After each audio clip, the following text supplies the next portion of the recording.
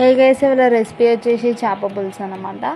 ముందుగా mixie grinder తీసుకొని 5-6 ఉల్లిగడ్డలు, ఒక 5 టమాటోలు తీసుకొని మిక్సీ పట్టేసుకోవాలి. వీడియోలో చూపిస్తున్నట్టు చాలా ఫైన్ పేస్ట్ లెక్క అయిపోవాలన్నమాట.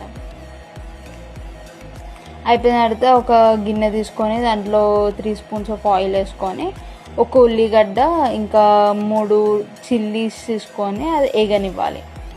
ఏగనిచ్చిన తర్వాత ఒక 2 స్పూన్స్ జింజర్ గార్లిక్ పేస్ట్ వేసేసుకొని బాగా ఏగనివ్వాలి. దాంట్లోనే ఒక 1/2 స్పూన్ పసుపు వేసేసుకొని కలిపేసుకొని వేపుకోవాలి.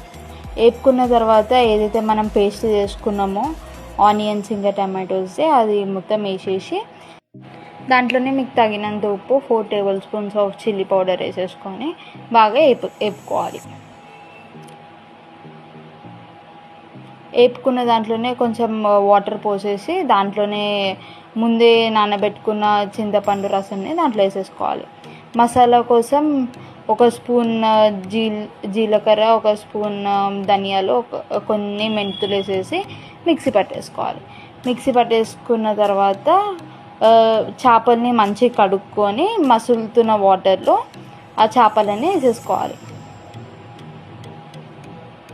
ఆ చేపలన్నీ వేసేసుకున్న తర్వాత ఒకసారి వీడియోలో చూపిస్తున్నట్లా కలుపుకొని బాగా ఉడకనివ్వాలి.